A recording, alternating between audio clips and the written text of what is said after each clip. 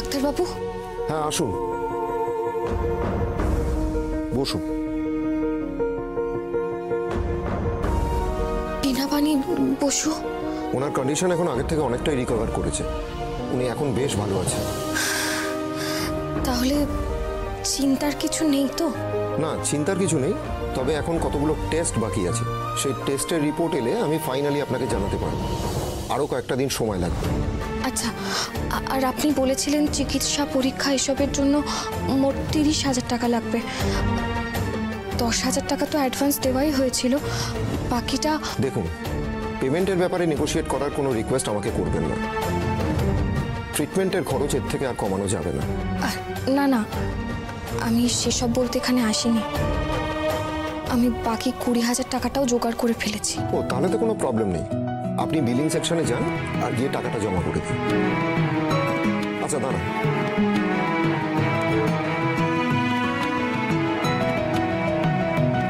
চেম্বারে এসো একবার। আপনার কাছে অন্য একটা অনুরোধ ছিল ডাক্তারবাবু। হ্যাঁ বলুন। আমি যে এই বাকি টাকাটা দিচ্ছি সেটা আমি চাই না যে বাবা মানে অঞ্জন বসু জানুক। আপনারা দয়া করে ওনাকে কিছু বলবেন না। উনি যদি নিজে থেকে কিছু জানতে চান তাহলে বলবেন আপনারা জেনে শুনেই চিকিৎসার জন্য কম টাকা নিচ্ছেন। বাবা তো আর 5 জনের মতো নন, যথেষ্ট নামী একজন মানুষ। আপনারা দয়া করে এই সবই একটু বুঝিয়ে বলে দেবেন। আচ্ছা বেশ, তাই বলবো। স্যার, ওনাকে বিলিংয়ে নিয়ে যাও, আর আপনি যেটা আমাকে বললেন সেটা ওকেও বুঝিয়ে বলুন। আপনি যে টাকাটা দিচ্ছেন সেটা কেউ জানতে পারবে না। অনেক অনেক ধন্যবাদ ডাক্তারবাবু। আসুন ম্যাম।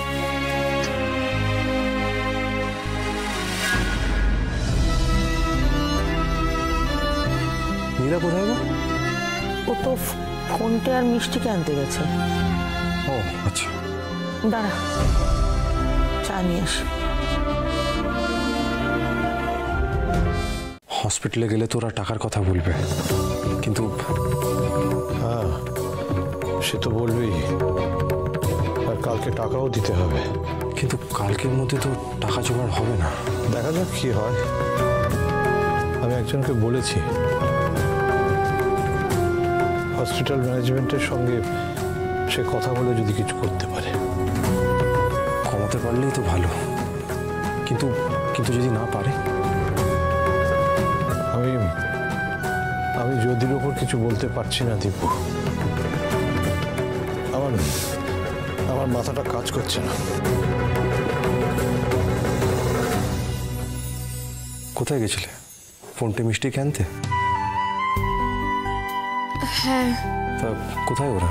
সামনের মাঠে খেলছে, এক্ষুনি চলে আসবে। বাবা, আপনি হাসপাতালে যাবেন তো? বলছি শোনো না, আমিও যাবো একবার হাসপাতালে। দিদির জন্য মনটা বড্ড খারাপ লাগছে, গিয়ে একবার দেখা করে আসি। বলছিলাম যে জেঠিমা এখন কেমন আছেন? মানে ঠিক আছেন তো? বাবা, বড় বৌদি, হঠাৎ জেঠিমার খোঁজ নেওয়ার কথা মনে পড়লো যে? কেন রে নীলা? মানে জেঠিমার খোঁজ নেওয়ার জন্য কি আমাকে ওই পাঁজি দেখে দিন ক্ষণ তিথি এসব সব খুঁজে দেখতে হতো নাকি? হ্যাঁ, আমার তো সেরকমই মনে হচ্ছিল। আসলে এর আগে ওনার কথা জানতে চাওনি তো, তখন হয়তো ব্যস্ত ছিলে, সময় ছিল না, বা এইভাবে চ্যাটাং চ্যাটাং করে কেন কথা বলছিস নীলা? সত্যি কথা না, সবসময় চ্যাটিং চ্যাটিংই শুনতে লাগে, কিন্তু কি করব বলো? শুনতে খারাপ লাগবে বলে সত্যি কথা বলা বন্ধ করে দেবো?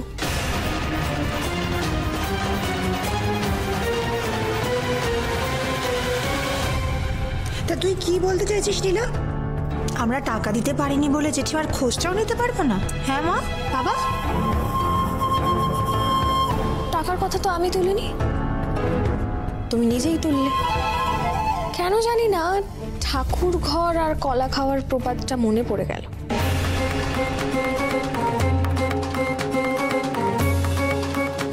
আচ্ছা আচ্ছা আচ্ছা, ধরেই নিলাম যদি তাই হয়, তাহলে সেই ক্ষেত্রে তো তুইও একটা টাকাও দিসনি নীলা। তুই কেন এত পটর পটর করছিস? যেন মনে হচ্ছে তুই একাই। থামো তো। বৌদিদি এখন ভালো আছে, এর বেশি আমরা কিছু বলতে পারবো না, হাসপাতালে গিয়ে জানতে পারবো। মিনু, তাড়াতাড়ি তৈরি হয় না, আমরা বেরোবো।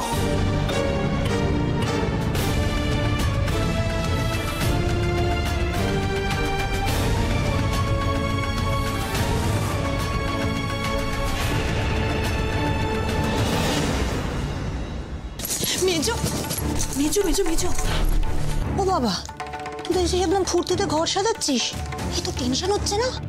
তোদের খবর তো কিছুই পাচ্ছি না। যাও বা গিয়ে জিজ্ঞেস করলাম যে জেঠিমা কেমন আছেন, তুই মেয়ে তো আমাকে এক গাদা কথা শুনিয়ে দিল, জানিসই তো একটা কথাও মাটিতে পড়তে দেয় না। কিন্তু ওরা কি করছে কিচ্ছু বুঝতেই পারলাম না, টাকাটা কি করে জোগাড় করছে। সবাই মিলে যখন হসপিটালে চলে গেল, টাকাটা কোত্থেকে পাবে? হ্যাঁ কিরে, আমার কথা পত্তাই দিচ্ছিস না, শুনছিস আমি কি বলছি? কি হলো, তুই হাসছিস কেন? হ্যাঁ, তখন তোকে হেসে যাচ্ছে। আরে বলবি তো কি হয়েছে? নীলা তোর পাতা ফাঁদে পা দিল। আরে বল না, কি মুশকিল, তখন তোকে হেসেই চলেছে।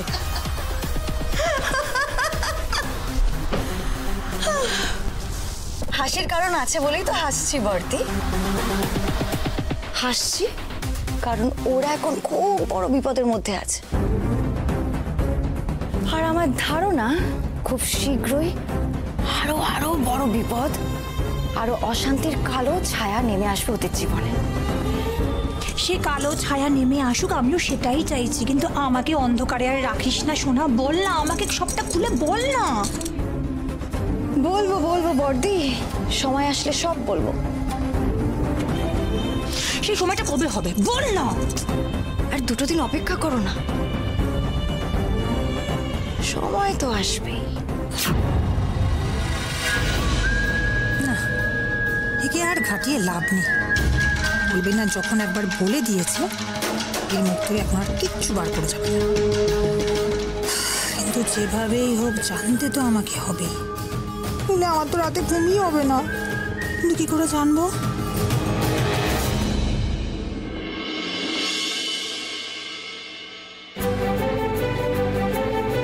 নীলা, আমাকে একটু জল খাওয়াবে? হ্যাঁ আনছি বাবা।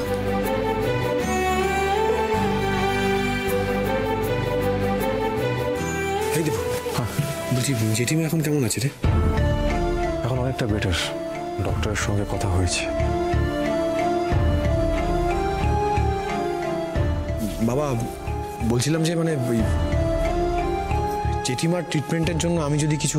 তোকে আর এ নিয়ে ভাবতে হবে না। আমি আর তোকে কেন, তোদের কাউকেই বৌদিদির চিকিৎসার খরচ নিয়ে মাথা ঘামাতে হবে না।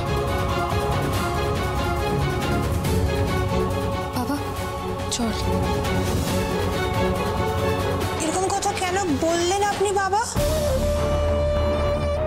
না মানে বাবা দেখুন, এরকম তো স্কেল মেপে তো আর চিন্তা ভাবনা করা যায় এমন তো নয়।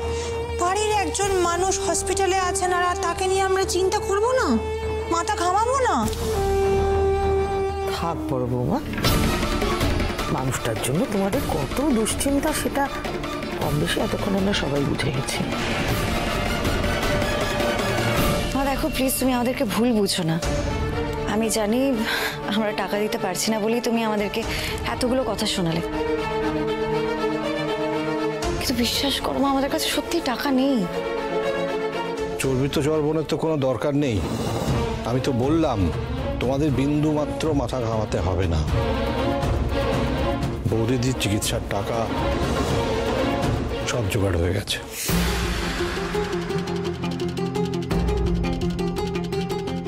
বাবা, অতগুলো টাকা কোত্থেকে জোগাড় হলো? মানে কে জোগাড় করলো? কাউকে জোগাড় করতে হয়নি। আমার গুডউইলের কথা মাথায় রেখে হসপিটাল ম্যানেজমেন্ট বৌদিদির চিকিৎসার খরচটা অনেকটা কমিয়ে দিয়েছে। মানে তোমার গুডউইল দেখে অবাক হচ্ছিস না? অবশ্য তোদের কাছে এটাই এক্সপেক্টেড। আমি জানি না যে ওরা কি করে জানলো এইসব কথা। আমি যে এত বছর ধরে শিক্ষকতা করেছি, ছাত্র পড়িয়েছি, মানুষের পাশে দাঁড়িয়ে তাদের সাহায্য করেছি, দেখ ভালো কাজগুলোর তো ফল পাবই। আর তোরা তো আমাকে সম্মান করিস না, ওই ওপর ওপর লোক দেখানোর একটা কিছু করিস, সেই ধারণাটা আমার খুব ভালো করেই আছে। তাও বাইরের লোকেরা যে আমাকে মনে রেখে আমাকে সম্মান জানিয়ে বৌদিদির চিকিৎসার খরচ কমিয়ে দিয়েছে, এটাই আমার কাছে অনেক বড় পাওনা। যাক বাবা, টাকা পয়সার সমস্যাটা তো মিটলো, ভগবান আছে। হ্যাঁ, সত্যি তুমি আছো ঠাকুর। বাবার মুখের এই হাসিটা দেখতে যে কি ভালো লাগছে। আসল সত্যিটা উনি নাই বা জানলেন, সত্যিটা লুকিয়ে যদি বাড়ির মানুষগুলোকে খুশি রাখতে পারি, এটা তো আমার কাছে কম কিছু নয়। দেখ অনি, ভগবান তাদের পাশেই দাঁড়ান যারা সুখে দুঃখে মানুষের পাশে দাঁড়ায়। আমার অতীতের ভালো কাজগুলোরই আজ ফল পাচ্ছি। আবার আমি ছাত্র পড়াবো, আমার আগের পেশায় ফিরে যাব, টিউশনি করে সংসারের খরচা চালাবো। আমার তোদের কাছে একটাই অনুরোধ, ওরা আমায় নিয়ে চিন্তা করিস না, বৌদিদিকে নিয়েও করিস না। তোরা সবাই নিজেদের কথা ভাবিস তো, নিজেদের কথাই ভাব। এর বেশি আর কিছু চিন্তা করতে হবে।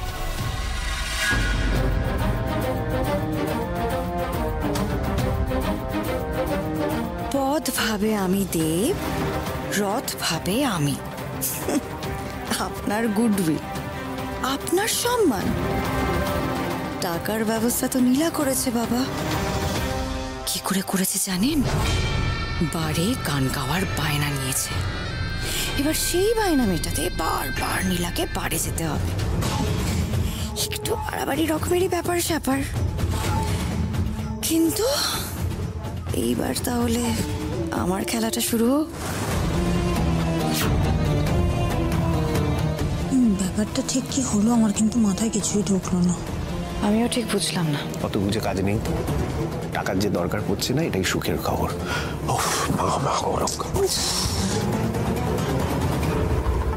এবার আমাকেও তৈরি হয়ে বেরোতে হবে, দেরি হয়ে যাচ্ছে। টাকা যখন নিয়েছি তখন তো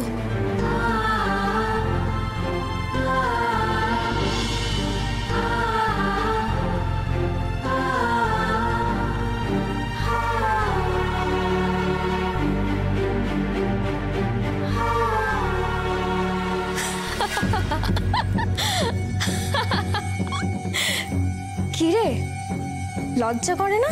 মান সম্মানের মাথা খুইয়ে শেষ পর্যন্ত বারে গান গাইতে যাচ্ছিস। লোকজনকে বলতে পারবি তো? কি বলবি? আমি বারে গান বেচি? তুম করে এত বড় একটা ভুল সিদ্ধান্ত নিয়ে নিলি তুই। বসু পরিবারের মান সম্মানের কথা একবারের জন্য ভাবলি না? খবরটা পাঁচকান হলে তো তোর বেঁচে থাকাই দায় হয়ে যাবে রে। লোকে তো ছিছি করবে। আমার কাছে আর কোনো উপায় ছিল না। আমি যদি নিজের সম্মানের কথা, বসু পরিবারের মান সম্মানের কথা ভাবতাম, তাহলে তো জেঠিমার চিকিৎসার জন্য টাকা জোগাতে পারতাম না। মানুষটা তো তাহলে বারে গান গাইবি। টাকা রোজগার করার আর অন্য কোনো পথ পেলি না তুই? অন্য কোনো সম্মানের কাজ করে টাকা রোজগার করা যেত না? চেষ্টা তো করেছি আমি, কিন্তু অন্য কোনো কাজ পেয়েছি কি? আর আমার কাছে তো অত সময়ও ছিল না। এইটুকু সময়ের মধ্যে অত টাকা আমি কি করে জোগাড় করতাম? সেটা তোর ভাবনা। মানুষ চাইলে কিছু পারে না এমন কাজ নেই নীলা। তুই আমার দিকে কেন আঙুল তুলছিস? এরপর তো গোটা বসু পরিবার তোর দিকে আঙুল তুলবে। পস্তাবি, বড্ড পস্তাবি। ভুল যখন করেছিস তার মাসুল তো তোকে দিতেই হবে, দিতে হলে দেব। আমার ভাগ্যে যা আছে তাই হবে। ভাগ্যের লেখা কি আর কেউ পাল্টাতে পারে? চাইলেই পারে। মানুষ নিজের ভাগ্য নিজে লেখে। তোর দুর্ভাগ্য যে তুই নিজের ভাগ্য লিখতে পারিসনি। ভালো, তলিয়ে যেতে শুরু করেছিস যখন আরো তলিয়ে যা, কিন্তু মনে রাখবি হাতে কিন্তু খুব বেশি সময় নেই। আমি কি তার মানে সত্যি ভুল করেছি? কিন্তু এছাড়া আমি কি বা করতাম? ছোট দাদা বাবুকে কি জবাব দেব? উনি তো আমাকে। নীলা, হ্যাঁ মা, এখন চমকে উঠলে কেন? না এমনি। ও, তুই কোথাও বেরোচ্ছিস নাকি রে? হ্যাঁ মা, বস্তিতে যাব। আমি সব রান্না বান্না করে রেখেছি, তাড়াতাড়ি ফিরে এসে আমি সবাইকে খেতে দিয়ে দেবো। বস্তিতে যাবি, তারা তো কৈফিয়ত দেওয়ার কি আছে? কারোর বাড়িতে যাচ্ছিস বুঝি? হ্যাঁ মা। কি ওই দেখো, প্রণাম করলে যে হঠাৎ? এমনি ইচ্ছে হলো তাই। আচ্ছা, কোথায় যাচ্ছ? নীলা, কোথায় যাচ্ছ? কি আশ্চর্য, একবারে প্রশ্নের উত্তর না দিলে এরকম জেরা করার মতো করে জিজ্ঞেস করার কি আছে? বস্তিতে যাচ্ছে একজনের বাড়িতে। বস্তিতে? এখন?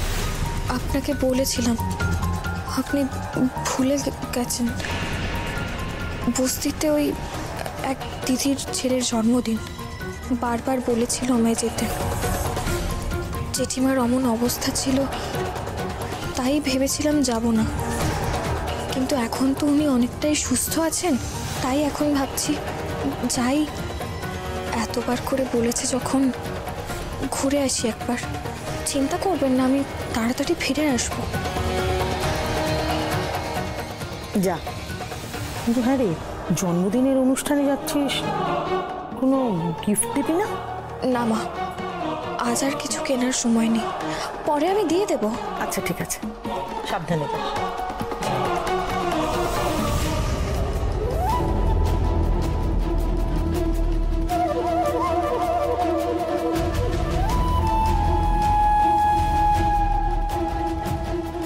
লজ্জা করে না? মান সম্মানের মাথা খুইয়ে শেষ পর্যন্ত বারে গান গাইতে যাচ্ছিস। বসু পরিবারের মান সম্মানের কথা একবারের জন্য ভাবলি না? খবরটা 5 কান হলে তো তোর বেঁচে থাকাই দায় হয়ে যাবে রে। লোকে তো ছিছি করবে। নীলা, কোথায় যাচ্ছ?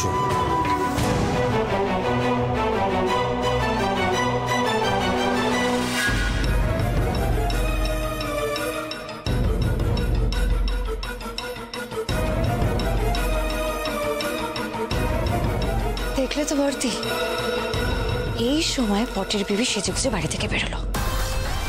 কেন বেরোলো বুঝতে পারলে তো? তো বুঝতেই পারলাম।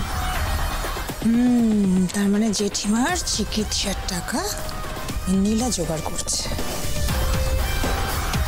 না না বর্দি, সেটা আসল কথা না। টাকাটা কে জোগাড় করছে সেটা আসল কথা না। আসল কথা হলো টাকাটা ও কিভাবে জোগাড় করছে। বাড়ি গান গেয়ে। এক্স্যাক্টলি, বারে গান গেয়ে। বারবার ঘুঘু তুমি খেয়ে যাও ধান। কারুর পৌষ মাস তো কারুর। বলেছিলাম না বর্দি তোমাকে, এই মেয়ে কোনো না কোনো ভুল তো করবে। বিশ্বাস করো বর্দি, একটা ভুলের জন্য আমি দিনের পর দিন দাঁতে দাঁত চেপে অপেক্ষা করেছিলাম। এবার তো শুতে আসলে সমস্ত হিসাব আমাকে মেলাতেই হবে।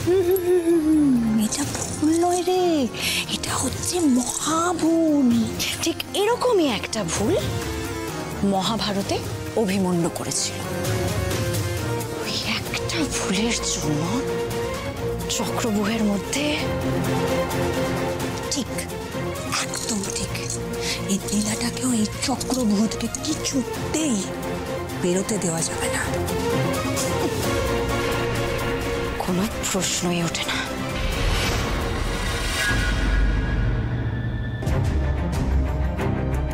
কোথায় যাচ্ছ? আপনাকে বলেছিলাম বস্তিতে ওই এক দিদির ছেলের জন্মদিন। বস্তিতে জন্মদিনের নিমন্ত্রণ? নীলা আমাকে আগে বলেছিল, কিন্তু কবে বলল? আমি বেমালুম ভুলে গেলাম। আচ্ছা, তাছাড়া জন্মদিনের নিমন্ত্রণ রক্ষা করতে ও একাই গেল? ফোনটে মিষ্টিকেও নিয়ে গেল না, এমনকি আমাকেও না।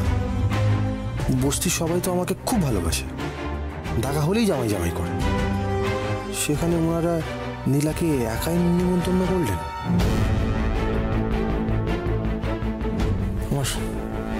আমার এত সন্দেহ হচ্ছে কেন? নীলা কি অন্য কোথাও গেছে? কোথায় গেছে? না না, আমি একটু বেশি ভাবছি। নীলাকে সন্দেহ করে আমি ঠিক করছি না। কিন্তু ঘরে ঢোকার সময় মনে হলো নীলা যেন মাকে প্রণাম করলো। এখন জন্মদিনের নিমন্ত্রণ খেতে যাবে, যাওয়ার আগে মাকে প্রণাম করার কি সম্পর্ক? ওই দেখো, প্রণাম করলে যে হঠাৎ?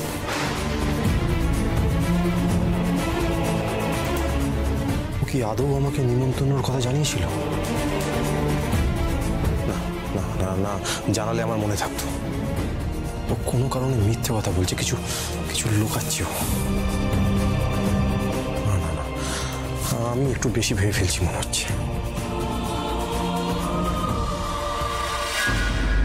আমার কি করা উচিত? পাপ করছি আমি, মিথ্যে বলছি, পাপ করছি আমি, পাপ।